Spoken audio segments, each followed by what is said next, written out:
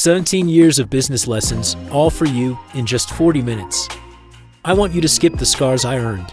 If you don't know me, I'm Cody, and I run a 9-figure holding company. But I promise you, it didn't start that way. Today, we're breaking down the 4 levels of building wealth. First, your initial 6 figures. Then, your first million, a true 7 figures. Next, your first 8 figures, $10 million and above. And then, the really tough one. How do you get to 9 figures and beyond? You're going to want to stick around for that last lesson.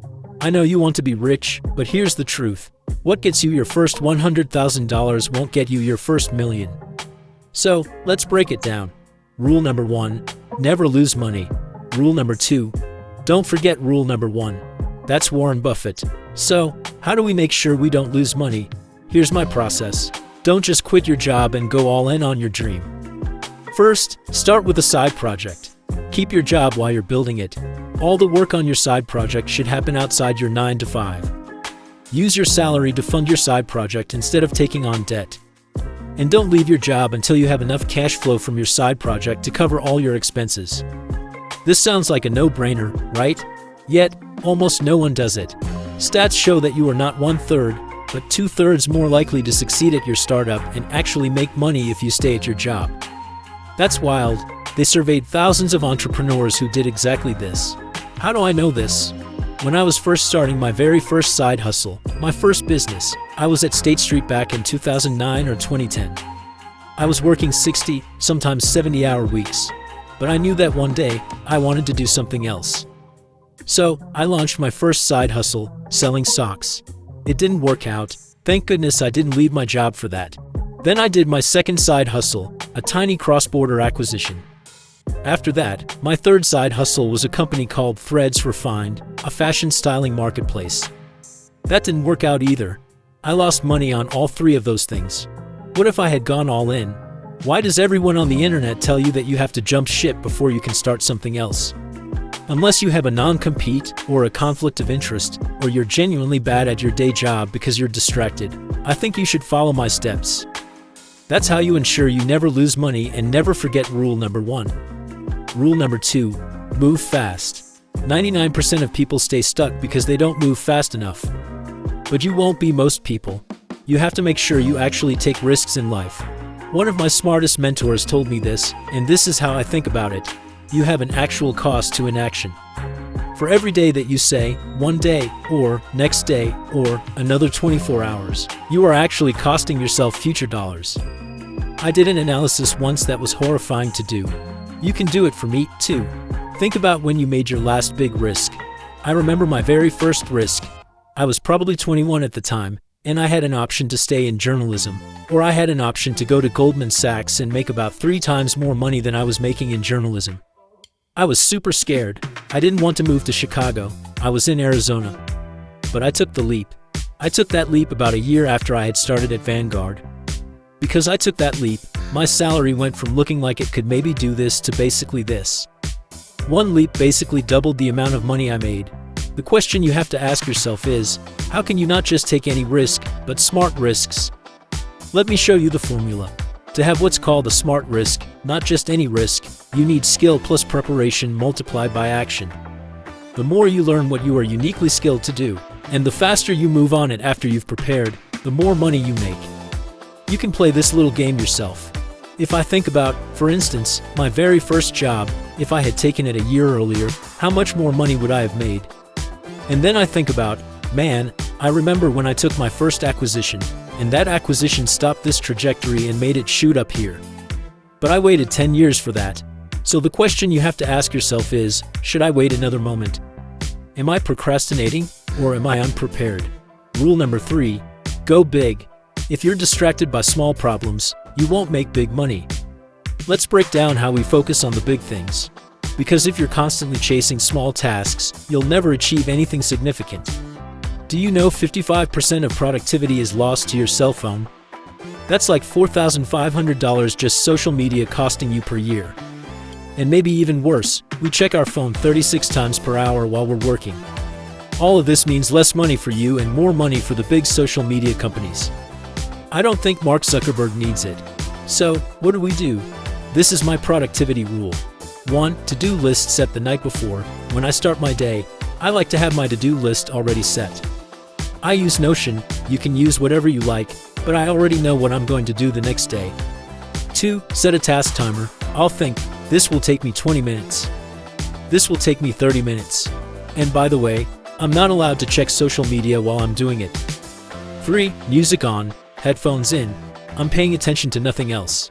I like binaural beats. You do you, but they say you're more productive with that. And I'm just rocking and rolling on tasks. 4. Block meetings. This is hard when you're starting out. But I really try to ask people, could this be a phone call, for the love of all that's holy?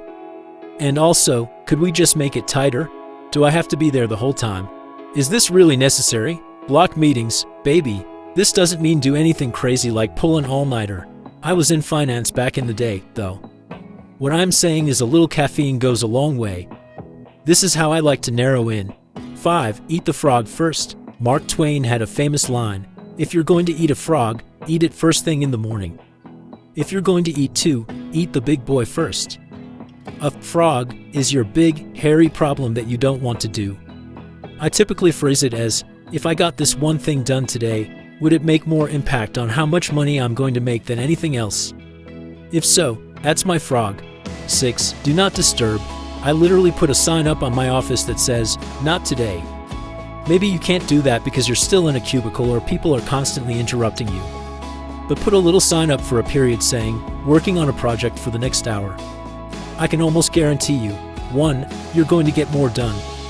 2. People are going to respect that. Most people let everyone else have boundaries and have none themselves, so they become this amorphous blob full of everybody else's desires and not their own. That's not going to be you. Now, if you don't know what your most important task is, what your frog is, I use Post-it notes. I call this the Post-it note challenge. You basically, for an entire day, write down on a Post-it note everything you do.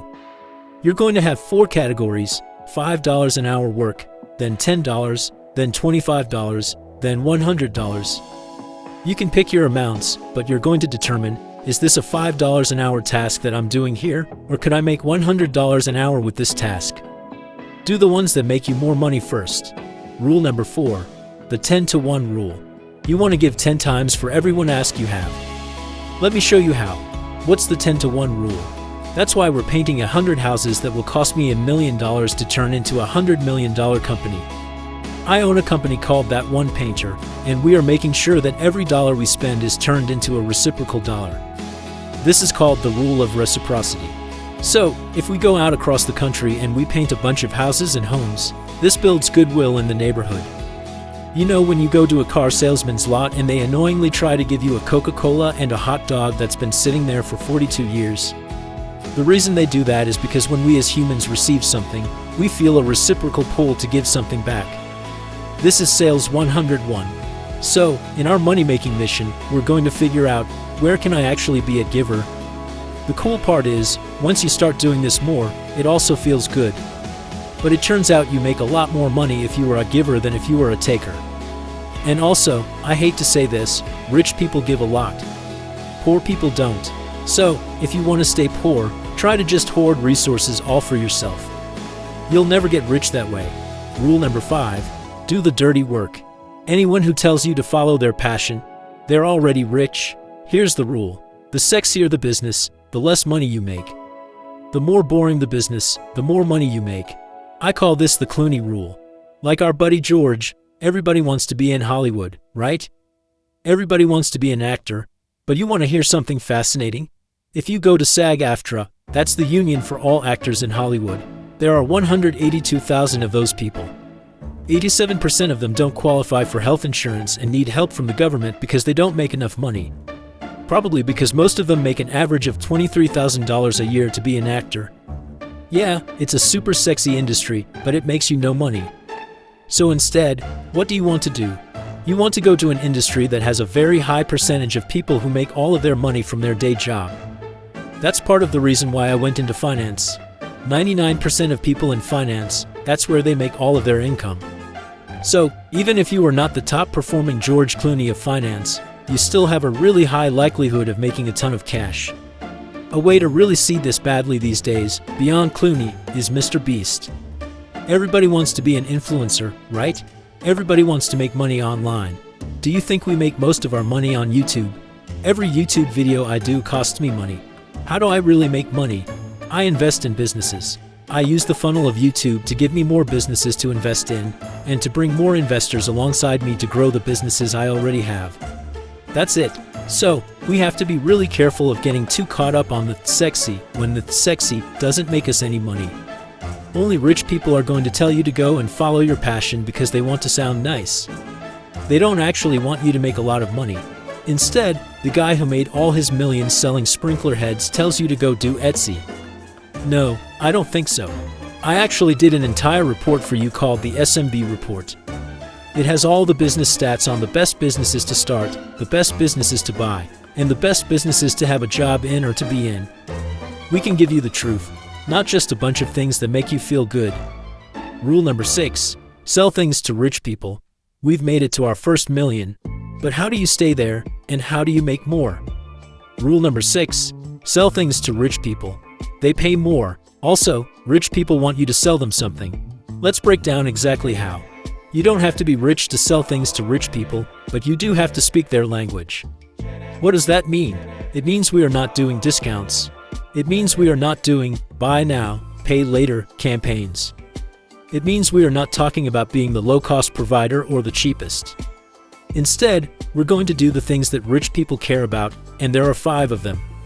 1. Exclusivity. They don't want anyone else to get it. 2. Timeliness. That's like, for this time only, you can come in, but then nobody else can. 3. Status. If I buy this, will other rich people see it? Will they like me? 4. Privacy. I don't want a bunch of you poorest people like Cody coming onto my property, so I'm going to buy this big, huge fence around it, and it's going to be really pretty. So if you could sell me that big, huge fence, you're not going to tell me how cheap it's going to be or what a discount you're going to get. You're going to tell me, this is the most expensive, this is the most premium fence. Through this, no poor people like Cody and all of us on the internet will be able to see me. Privacy is super important for rich people, especially in today's world where we can find people everywhere. 5. Convenience. This one's my personal favorite. For rich people, they want less friction.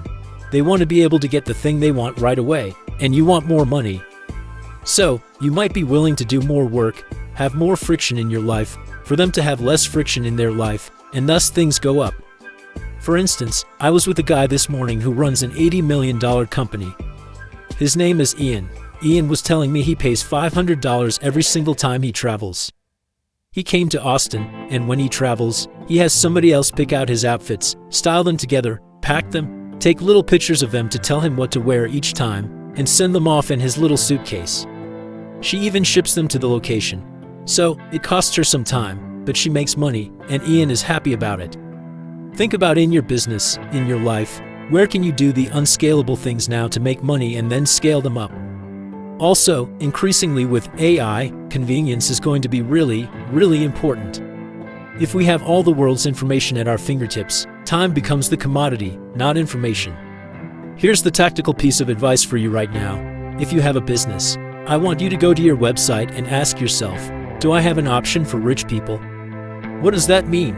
If right now on your website, you have 3 tiers of pricing, tier number 1, which is usually the cheapest, tier number 2, which is usually what you want people to buy, and tier number 3, which is your most expensive option. Just adding all 3 of those pricing tiers, because of sales psychology, will most often mean people will pick the middle one. Right now, you might only have one option, but I promise you, out there right now, there's a rich person who wants your most premium service, who actually wants to pay more money, and you're not getting it because you don't believe that you're worth it. You don't believe that your business can, and because of that, they actually might not even do business with you. When I go online and I want to buy an outfit, and the outfit's really cheap, I don't buy it. Why? Because I'm like, it's probably cheap, but it's probably crappy. But if the outfit's actually expensive, I go, oh, this is probably pretty good quality. I'm going to buy that. So, a negative or low price could actually indicate low quality, which means fewer sales to rich people. This one is super important. Rule number 7. Solve big problems. Not just rich people's problems. Let's talk about the difference. Problems are actually a gift in your business. What's wild is most people think that problems are bad. But in business, I've started to realize one thing. Problems are actually the source of your profits. The more you find the big, huge problems or issues in a business, the more money you're going to make. And this is what the smartest people in the world know. For instance, Mark Andreessen, a super famous venture capitalist, told a story about Elon Musk. He said, "The only thing that Elon Musk does is every single week, he goes day to day to each one of his companies, and he finds what is the scariest problem that I can find. And if I can find and solve the scariest problem, then I can make the most money in the business." Literally, that's it. He is Chief Problem Officer. Most people treat problems like biohazards. They push them off to the side. They don't want to think about them. They want to get to whatever first little item on their checklist they can do, as opposed to the big, huge issue. But that's not going to be you. So, if you realize the same thing I do, which is you'd make more money if you solve big problems, then the question becomes, what's the biggest problem, and how do I figure that out?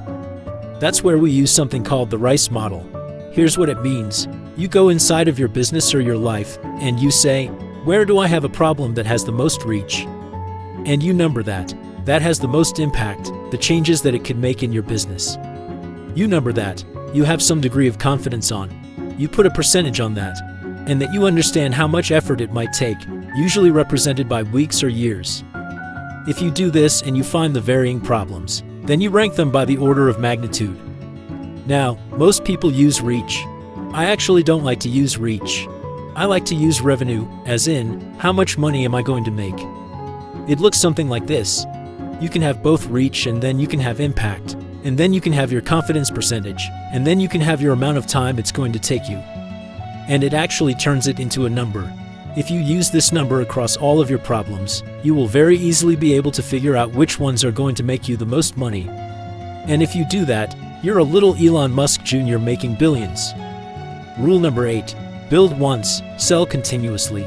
This is how you make more money, but you don't have to work so hard. Here's how you go through your business or your life and multiply yourself without having to clone yourself. This is called a flywheel. So, at the top, there's truly Cody Sanchez. How do I make more money from every single dollar in my business? Well, just take one segment of my businesses. I have a newsletter. It's awesome. You should subscribe to it. With that newsletter that has over 1 million subscribers teaching people about making money and buying businesses, I can sell varying things. I have education, where we have our communities for people who want to buy businesses. Then we have a fund for all the investments we make in small businesses. Then we have our holding company where we own businesses outright. And then we have media where we make pennies and shekels off of any of the platforms. But this drives more of this. And the holding company and the fund give me more content, more things to talk to you about. It's also that I'm not just up here on YouTube talking about theoreticals. I'm actually, as Chamath said, in the arena, building things so that when I come speak to you, I can say, let me tell you why I know how to build a 9-figure holding company. Oh, because I just did. Do you guys want to learn? I can say, oh, we just helped this portfolio company in our fund hit their first $1 million in revenue. Let me tell you how. So, this flywheel ends up being a virtuous cycle of things that continue to feed one another. This is super important. I didn't come up with this idea of a flywheel. I pulled Amazon's for you so we could steal Jeff Bezos' homework. Think about this for a second. You want to know how Amazon actually supercharged their growth? In 2006, they created Fulfillment by Amazon, FBA. This is where third parties are allowed to take their products, give them to Amazon, and Amazon basically does everything for them. This allowed them to expand their inventory without having to buy all of it. Then they got to test and see which things on it would be worth them going into. Huge unlock. Second, content bundling. In 2011, Amazon launched Amazon Prime Video. So now they took all of their Prime customers who were shipping things, and now they could sell them Netflix-style subscriptions. That created an entire business that had way lower cost of acquisition. Instant crossover. Third, price hikes. So, Amazon became more valuable from these two things. They went from $99 for Prime in 2014 to $139 because they added video. Then they added music. Then they added photo storage. So, all of these features get you higher prices. This is how you build once and sell continuously. Rule number 9. Humans are contagious. Even if you do all the right things, but you're surrounded by the wrong humans, it's not going to work. Let's break it down. Humans are contagious, but so is success. So is failure. So is even trying. It's all contagious. And the way we know this is because studies actually show us that your friend group predicts how much money you're going to make, how much money you will invest, and way more than we ever thought. There's a study that shows if you have just a 10% increase in friends worth over $100,000, then you have a 10% increase in your net worth. Simultaneously, you have a 2.9% to 5% higher likelihood of investing more. This is kind of wild because it doesn't necessarily mean you have to do more things. There is just real contagion among humans. I think about it like this. When I wanted to become more fit, what did I do? Did I get on a new program and create a diet plan and hire a nutritionist? No, I actually didn't. You know what I did? I got a gym membership, and I started only hanging out with friends who were really obsessed with being fit, who didn't drink a lot, who ate really healthy. Why? Because it's weird if you're hammered by yourself with a group of friends that all don't drink. That would be weird, right? And so you take the habit that you want to have, and you just get around other humans who do it every single day. I call it making your dream day somebody else's Tuesday. The way that we do this in money is a little bit different. The first time that I started making my first millions, I remember explicitly I was at a mastermind. I kind of thought masterminds were gross back then. I didn't really understand the word. In this mastermind that I got into, I asked to help, and it was only for people who had $1 million in net worth or above. And they let me help this mastermind. So I went in. I wasn't entered into the club yet. And I started networking, and I remember two things explicitly. One, a guy sat down next to me, and he had way more zeros than I did. And he was like, when you tell me your problems, and I have already lived them 1, 3, 10 years ago, I can kind of predict your future. So tell me the problems that you have today. And wouldn't it be nice if somebody had already been there and they could tell you how to solve them? And I was like, yeah, that'd be cool. And he was like, yeah, that's what we do here. And so I was like, oh, okay, let's do more of that. So, get in rooms where other people's Tuesday is your dream day. Rule number 10, the Pygmalion effect. Now we're on to 8 figures. What does it take to get here and stay here? Rule number 10, the Pygmalion effect, which means you are not failing. You are exactly where most people give up. Let's get into it. The thing that helps if you feel like quitting or if things are hard as you're getting to this next level of wealth. I like to go back to the Pygmalion effect. What does this mean? It means that we have our beliefs, which influence our actions, and our actions then influence other people's beliefs, and thus influences their actions. It can also flip the other way. A famous study basically talked about how there was a group of kids in school, and the kids were separated into 2 groups. Group 1, they were told the kids are normal. There's nothing different about them. Control group. Group 2, they were told, these kids are brilliant, like little mini IQ geniuses. That's all that changed. Everything was exactly the same, except teachers for Group 1 were told they were normal. Teachers for Group 2 were told they're geniuses. What happened? Over the course of the next year, the second group, the control group, they were the same. The first group, the non-control group of many geniuses, they actually increased their percentage points in IQ from anywhere from 20 to almost 50%. What's crazy about that is it was just because other people's beliefs changed their actions, which changed their belief in themselves. So, how do you impact this in your life? Well, if you're at a job right now where people are telling you you're dumb all the time, where people are telling you that you're not going to grow, you should probably leave that job. If you right now have other people on your team that have a negative attitude and say negative things, you shouldn't wait for the boss to say something about it. You should act. If somebody on your team is a toxic leader, you guys, the truth is that B players never hire A players because an A player won't work for a B player.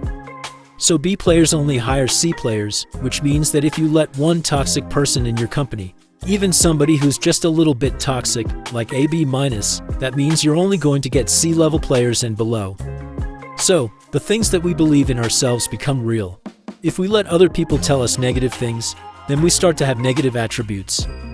This is the Pygmalion effect, and this is what you are not going to do. Rule number 11, it's never too late. Start where you are with what you've got. It's never too late, but regret is real. I didn't get married until I was 33. I didn't start making content until I was 35. I didn't start a podcast until I was 37. At 30, I thought I'd peaked. At 37, I know it's just getting started. And this isn't just a me thing. This is an all of you thing. I mean, we could throw up all the heads here of founders who didn't actually start their businesses until 40.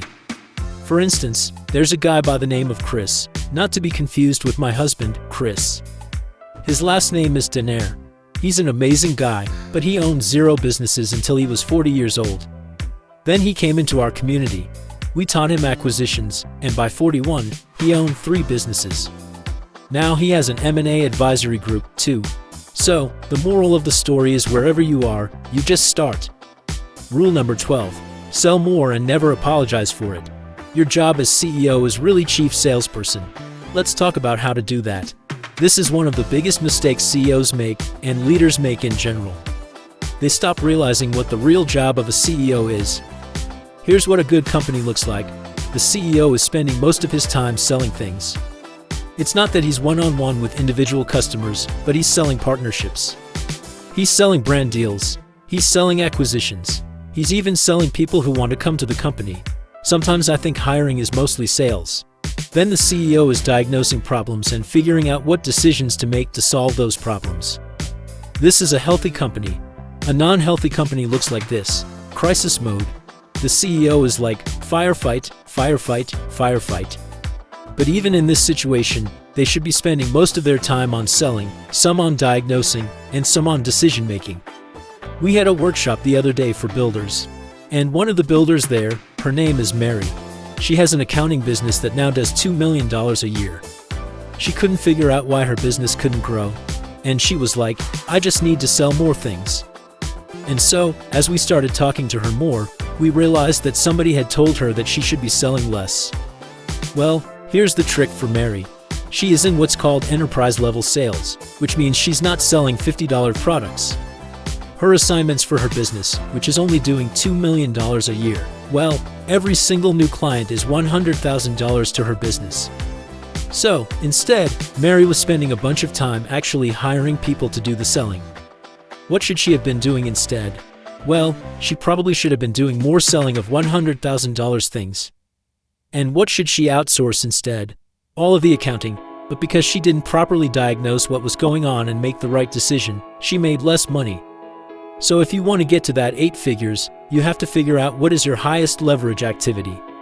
And I can almost promise you, some part of it is selling. Rule number 13. Fears should never stop you. Never let the fear of failure stop you from doing the thing that you need to do. This is where most people fail. You know what I realized early on? The world is actually run by C students, failed employees, and people who are probably less smart than you. So everybody who says you're going to fail, it's just a bunch of noise, and we totally ignore the noise here.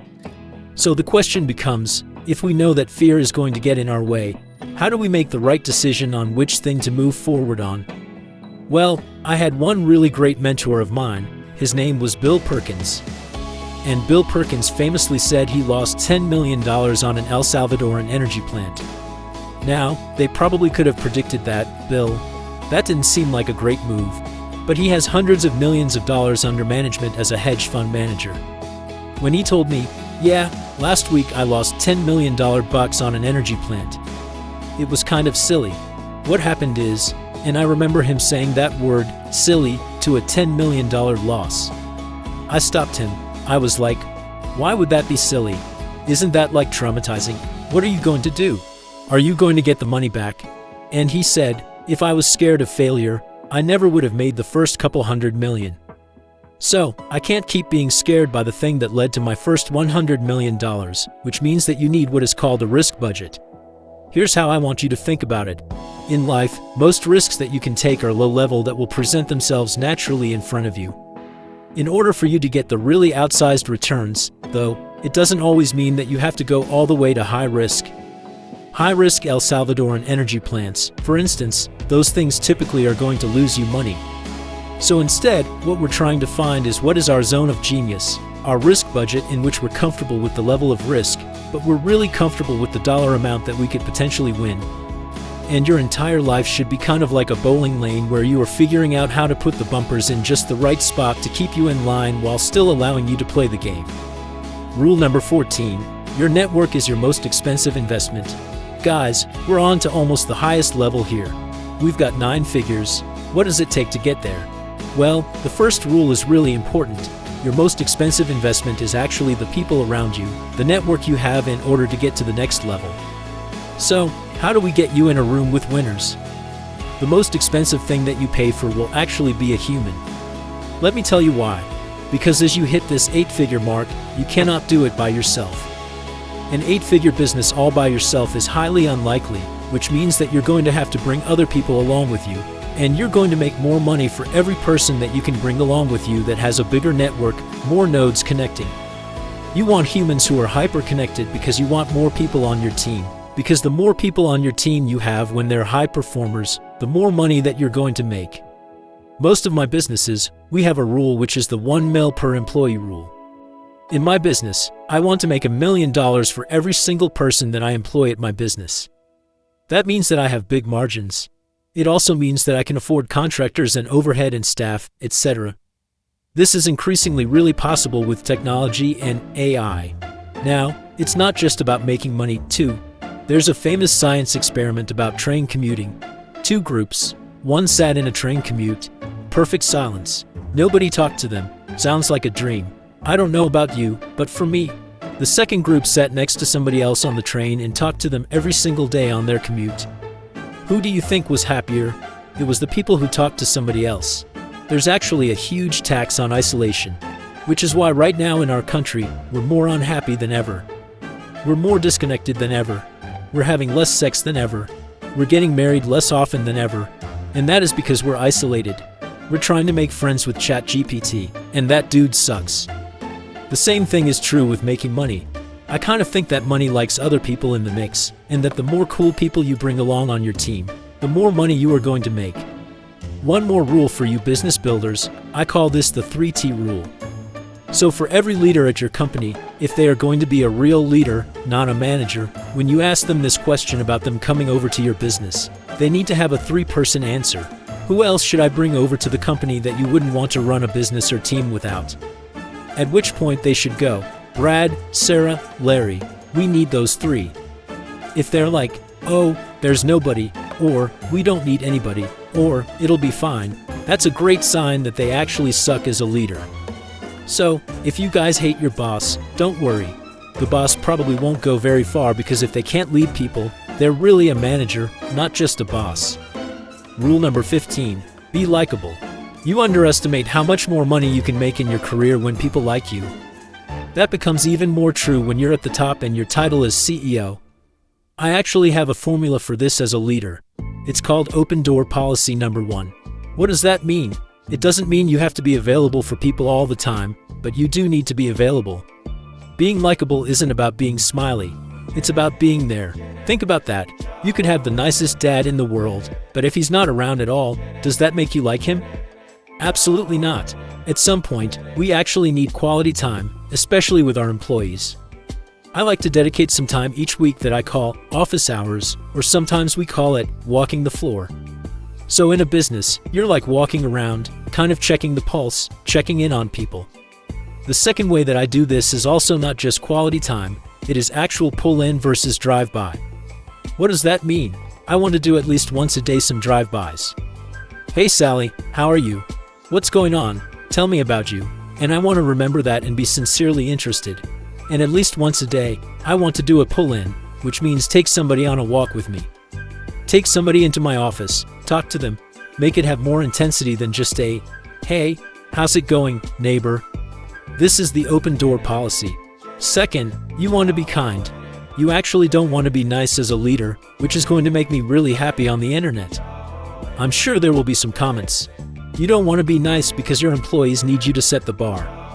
You're not going to win in business by being smiley all the time and just telling them the things they want to hear. No, you can be kind, meaning you respect them. Tell them the things that they need to hear, not what they want to hear. Kind, not nice. And the third is, your employees and the people around you who will lead you to making your 9 figures, they want to be heard more than they want to be spoken to. I have seen a lot of low-level leaders, new leaders, amateur leaders who spend a lot of time speaking. They're listening to a lot of self-help videos that say that CEOs need to do rallying cries. They need to talk about the mission. No, actually your employees, they just want you to hear them. They want you to think that you care about them one way or the other. I like the 2-in-1 rule, which is you've got 2 ears, 1 mouth. So, we want to listen more than we speak. That's the game. This killed me early in my career. I remember when I first started out, I was a new leader. I was at a company called Vanguard, and I was drowning. I didn't know what I was doing. I felt in over my head. I thought I was failing. Of course, I put on a good veneer to everybody else around me, but I was not doing so hot. Lo and behold, we did a thing called 360 reviews back then. Your counterparts and your employees give you feedback. And so I sat down with my leader to get my feedback. And he was like, "Do you know your people think you would leave dead bodies behind them to get ahead?" And I was like, "Mentally or physically?" He got feedback from my team that I was not an open door policy, that I was always working, that I didn't have time to do pull-ins or drive-bys, that I actually wasn't hearing them. I might have been speaking nice things to them, but I wasn't taking actual time to get to know my humans. My natural default is actually this: I like to work a lot. I like to be in it. I don't really like small talk very much. It actually drives me kind of crazy. I really care about my humans' progression in their career. Like, I want everybody at Contrarian Thinking to make more money, to grow bigger, and to get better. I want that badly, but I actually really don't care about the soccer games and like what's going on the weekend or whatever. I don't think we have to be best buds with everything for me to want you to really win. Like, that's what I care about. But that's not right for everybody. Not everybody likes that. And so back in my day, when he told me dead bodies would be my little trail behind me, I had to change my career entirely. I left Vanguard. I went to Goldman Sachs and I found a culture that fit for me, which was more hard charging. So, don't forget that. I was highly competent. I was actually doing really well. I was top ranked in my group, but people didn't like me, and that cost me a lot of money. So, don't make it cost you money. Rule number 16, avoid middle-class wealth traps. This is so important because most people don't have this kind of money, so the advice they give you is awful. We're not going to do that. There are some middle-class wealth traps where everybody gets stuck. I think one of them is compound interest. They think that if you just take your money and you keep investing it over time that you'll have enough. I think that's wrong. You've got to increase earnings and then you can increase investing. I think about it like this. The way to actually break out is you pair your resources. That's the money that you have, plus your labor that you're doing, plus your knowledge that you have, plus your ideas that you have in order to increase your income level. Most people get stuck somewhere here. The money that they already have plus the labor that they're doing. They don't increase their knowledge base. They don't take action on ideas. And so they are stuck in a middle-class wealth trap. That's not going to be you. I want you to be thinking about consistently if there is a framework which is resources plus labor plus knowledge plus idea equals money. I want every single day to you to be asking yourself, how am I increasing at least one of these? If I'm increasing at least one a day, then I have the highest form of compound interest, which is my mind. It is the only thing that can grow asymmetrically. The stock market cannot. An example, I was talking with an AI expert. His name is Dar, and he runs a 9-figure AI company that we actually invested in called Delhi. It's cool, but Dar's point was essentially this, that in the age of AI, you're going to have much more people who have knowledge at their fingertips, right? You guys already feel it. ChatGPT, best buds, right? But if all we have is knowledge and we don't actually add ideas and action on top of it, then we will be in a world in which more and more people will have mid-level execution, and you will have to be super high performing to outperform. So right now, today is the moment that you need to think about where am I stuck in the middle and get out. Rule number 17, embrace psychopathic behavior. You guys, we've hit level 1. We're making $100,000. We've gone all the way to $10 million and $100 million. But this last one is the difference between people who are going to lose and people who are going to win. And what is it? It's not very politically correct. Psychopath behavior. Remember that you are going to win because you are an absolute psychopath unwilling to lose. And that psycho behavior is the difference between everybody else and humans who get to the absolute top. You are going to win because you are an absolute psychopath nobody can keep up with. That is the type of attitude we have to have. And I think you might if you're here. Most people in life are curious. They dabble around with information. They watch a YouTube video here or there. They don't really go deep into anything. Then there are a few more people who are serious. Let's call this 50% of the population who are curious, 30% of the population who are serious. They kind of go deeper into subjects, but they're picking new areas to develop. They're doing more Netflix and chilling and kindling. Then you've got psychopaths. This is 20% of the population. You, the few, the crazy. Now, why you guys are so great is because it's really hard to keep up with somebody who isn't dabbling in lots of things, but every single day is learning more and more and more and obsessing, and nobody's having to pay them to obsess. They're just doing it. So, the obsessed person will almost always beat the really high IQ person who is just curious. This is compound learning. I always loved this story that I want to share with you guys. So, in December of 2022, Elon Musk diverted his jet. Must be nice to have a jet, but will continue to personally dismantle the Twitter servers with a pocket knife after employees warned about migration risks. This caused widespread outages, but the man was a psychopath. He was willing to do absolutely whatever it took. And that wasn't the only thing that he did. He also did something wild, which is he is maybe one of the most over-leveraged individuals in the country. He put up $44 billion of his own personal wealth to buy Twitter, and within 1 month of buying Twitter had laid off, I want to get the number right, 80% of employees. Now, I've never had to lay off employees in my life, and I don't ever want to. But in this instance, I think he was trying to save Twitter. And so, the question is, where can you be an absolute psychopath? Because over time, that's what wins. You know, Napoleon Bonaparte has a quote that I love, which is, "In war, men don't matter, one man matters." Which you might be like, that's literally the opposite. Like, try one man fighting everybody. But what he's saying is that one human, one psychopathic human, can change the tide of any situation. And I think you might underestimate how much you are individually capable of if you're not curious, if you're not just serious, but you're obsessed. Because you guys are obsessed, I know you're going to make sure that you do what the few do, which is move fast, because your bank account is a direct reflection of your speed.